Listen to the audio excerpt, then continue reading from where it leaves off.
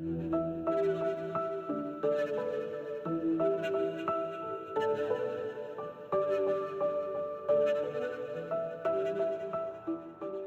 everybody, welcome back to the Music City Surrey Showcase. My name is Keely, and once again, this is a series where we highlight the incredible talent that we have here in the city of Surrey. How are you all doing today? Personally, my day has started off great because I get to sit here in the FUSIONpresents studio with Wilona. How are you doing? I'm good. Yeah? Okay, so I think we just met about 10 minutes ago when you got to the studio. Yes, and we did. You were telling me that you've lived in Surrey for, was it 7 years now? Yes. Cool. And once again, we met you because you signed up for the Music City, the Surrey database, which is just an incredible tool that's come out this year. And I think we've met so many amazing artists through that so far. So like when you first signed up for that, did you expect anything to come from it really, or? Well, I signed up earlier this year, I think February or so. Yeah. And I was thinking I'll get like a call like immediately. Yeah. But then when July hit, I felt like, oh, okay, maybe they need like a more out there artist. So I kind of like gave up. So I was really excited when Sami emailed. Yeah.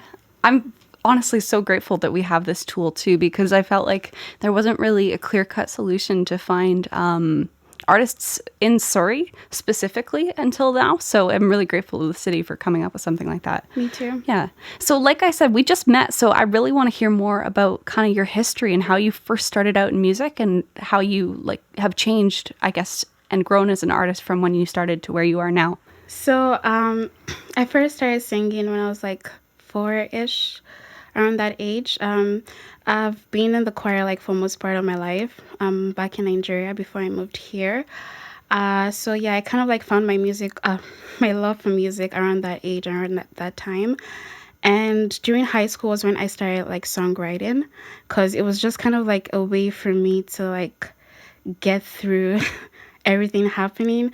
Is even before I even knew about music like more, writing has always been something that I really love. And even before I thought to make it like into like a melody or something like that, I think what I was doing before, you can call it poetry. But then yeah, so I've been singing for a long time. The babies choir, children choir, youth choir. And so 2019 I decided to pursue music like and try to make it into a career. And that's when I started like doing more and more. But before that, I was doing like covers, so many covers on YouTube. I've removed most of them. But I released my first original song January this year. Cool. That's awesome. And what was that experience like working with, I think you told me that you were working with a producer on that. Yeah. Yeah. It was terrifying. Yeah. Because I've always kind of been like a little bit insecure about my voice. But yeah, Been there. I just did it.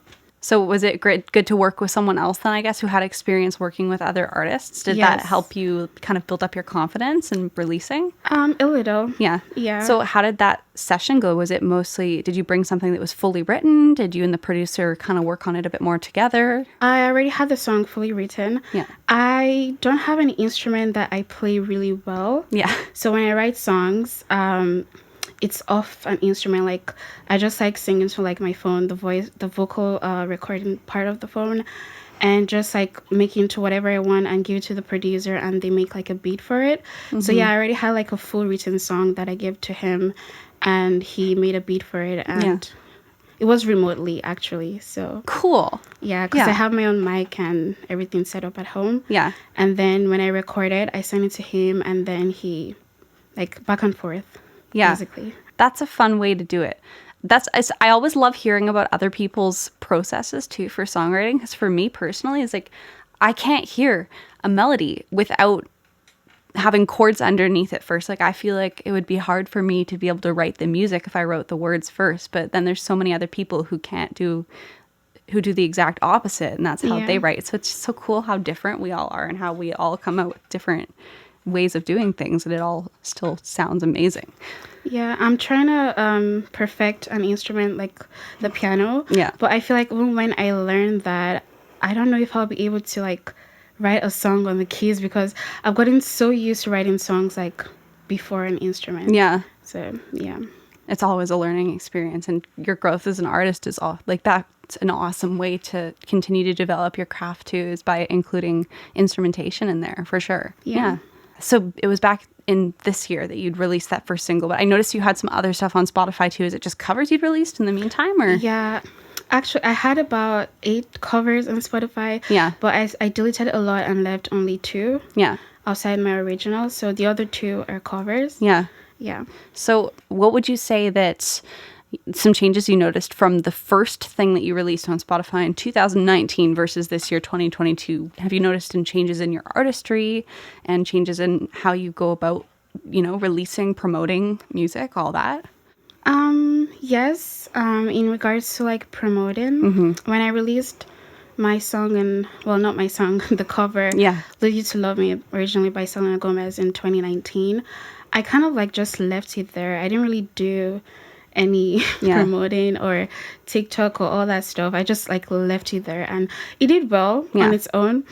So versus now that I released my own original, I actually didn't even do much too, but I did more than I did in 2019. Yeah. It's actually now like in the last 2-3 weeks that I've been putting it out more like on TikTok and Instagram. Part of me just felt like when I released the song, boom, like everybody's just gonna hear it. Yeah, that sounds dumb, but it doesn't always work. I didn't really put any promotion into it, but I'm currently doing that now. But, 2019 versus now, I definitely have more knowledge, and where I'm more aware of where I want to head with the music thing. So. Before we were talking a little bit about the indie artist experience too, and how you're your own manager, your own social media manager, your own videographer, your own songwriter, all the things, like how it's being an independent artist, just having to do everything. So I guess there's a huge learning experience there too, especially with how this industry's shifted with Spotify, and like it's a single world now, not an album world, and there's just so many new things to learn. One thing that I love about your Instagram presence is how much positivity you exude. And I think you've even got like a story highlight where that's just one of the important things. How do you feel that influences your craft and your art? That's a really good question. Because my music, for me, is the only time I just get to express everything I'm feeling that I can't say, that if you say is going to be like frowned upon by society. So like this song, for example, Do It For Me, the lyrics is basically telling you not to give up no matter what. So I think that's a way I share positivity through my lyrics, but at the same time, not all my songs. I just have one original out. When I release more, I guess people will be able to know more about the kind of artist I am. But not all of them is like happy and positive. But that's outside life, right? My music, like on my Instagram page, I am more like, I'm a very vibrant personality. But when it comes like I get into the studio and I'm writing, it's my time to just be vulnerable and just like let out like everything. So the positivity on my page is because I know like so many people are struggling right now, and I feel like we live in a generation where everybody is living on like highlights and reels, and everything is just like bottled up. And I saw like a Twitter a while back, and basically Twitter was just saying like people are just like, everyone is sad, but like we're not like, I don't know how to explain, like everyone is sad but then is pretending to be fine. And sometimes there's this artist called Chloe Bailey, who I aspire. I love her so much. I love her so much. I have a notification whenever she goes live. Like I really love her, and she's one of my inspirations. And but then one day, like I felt like she has everything, right? At least better than where I'm at currently. But then on her Twitter one time, she posted, "Life is hard." And I'm like, oh my God. So the people up there are struggling. So my point is, when I'm not singing, like if I'm on my page, like on YouTube, on Instagram, I just like put as much positivity as I can, because we all need it, basically. It's like influencing other people to, like understand that life is hard, but Instagram isn't life. It's kind of what I'm getting. Yeah. Yeah. It's really funny that you mentioned Chloe Bailey because it was just Friday, I think, that I was watching an interview with her on like Terrell's channel on YouTube. Oh my God. Yeah. I watched that too. Oh my God. Yeah. And she just seemed like such a like down to earth, like, you know, for someone who was discovered by Beyonce, she was so like, oh yeah, why do people like me and blah, blah, blah kind of thing. So it's like, I feel like there's so much fakeness on social media, especially with celebrities and people that everyone like so quote unquote looks up to and stuff like that. But it's nice to see people that aren't afraid to express that vulnerability in media. Yeah, and she was so real. I think in that video she was talking about how music doesn't really pay as much as people think. Yeah, and that was so important. Yeah, that I'm so glad conversation. she was really enough to like just say it how it is. She was so honest about that too, and about I think what she said about the producer of the year at the Grammys and how women who produce their own music weren't able to be nominated for producer of the year because it was their song. They could only be nominated as artist of the year or something like that was something that she'd mentioned, which is so insane to me to hear that. It's like, if you're producing your own music, why don't you deserve to get the credit for that? Exactly. As well as the artistry, right? Yeah. So, yeah. After that interview, I was like, why did I choose this path, like the music path? Like, why didn't I just pick something else that is so much simpler? Because when some people see music, they think, I don't know, maybe that's what they want to do, but they think it's just like a quick way to make money. Yeah. But it's not all that at all. But then Absolutely I love not. it regardless. And sometimes I'm just like, why can't I pick something that's easier? But if you love it, though, that's what you're putting your heart and your soul into. And I think it really shines through for people that truly love it, how much it comes out of their art, right? But yeah, I'm totally with you. I really appreciate her transparency and how she was like, yep, most musicians, all their money comes from brand deals. Like, it's like, it costs more money to make a single in the studio than you'll ever make back from that single itself. And I was just like, I knew all this, but it doesn't make it any easier to hear. Being an independent artist is really hard. Sometimes I'm just like, can someone just sign me or like fund me or something? Yeah. But then I've seen so many artists, Doja Cat, for example, that have like bad record deals. And sometimes stories. I just wonder, do I want that or not? Like, I don't get it because most of the money they make, they don't get to keep it.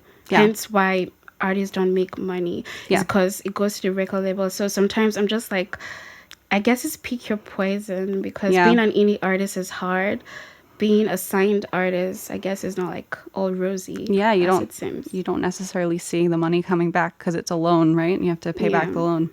Well, I mean, speaking of indie artists, you are still an indie artist, and you told me that you will be releasing more music in the, I think, February of 2023. Yes, the week of Valentine. Awesome. What's that song about? Is it like matching a similar energy to music that you've already put out? Or are you going in a different direction?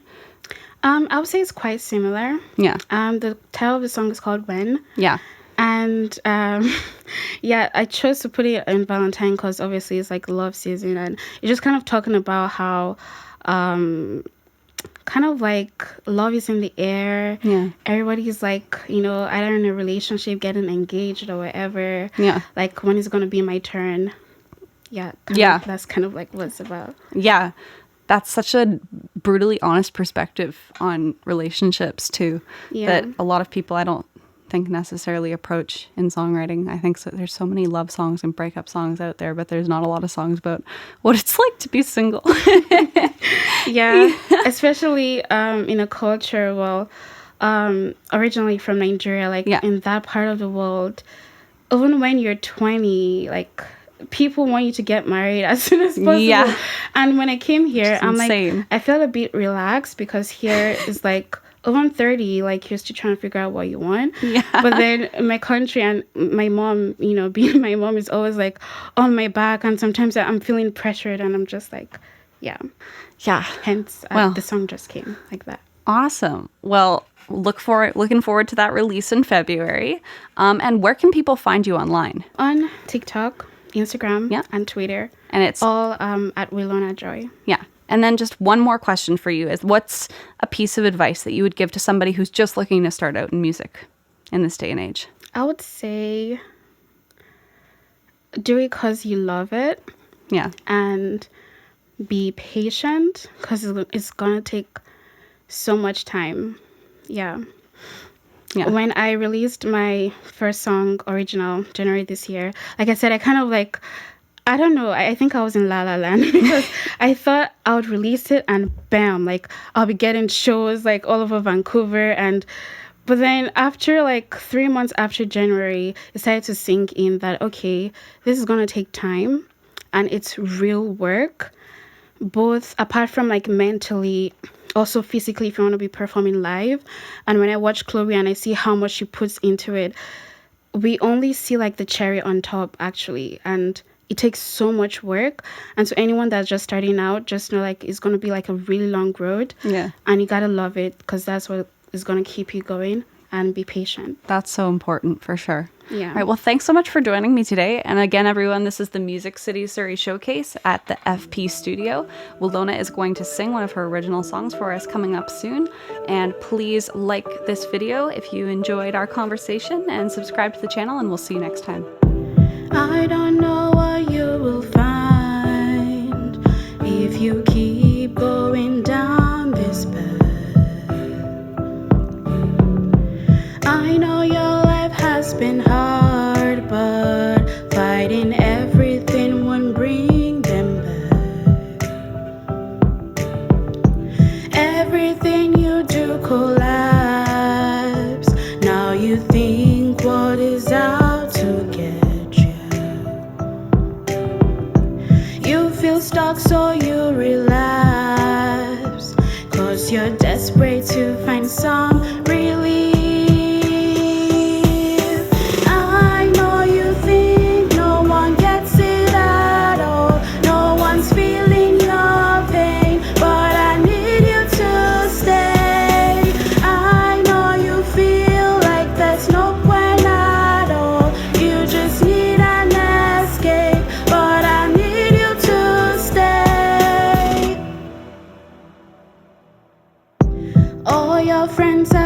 You feel like there's no one you can be yourself with.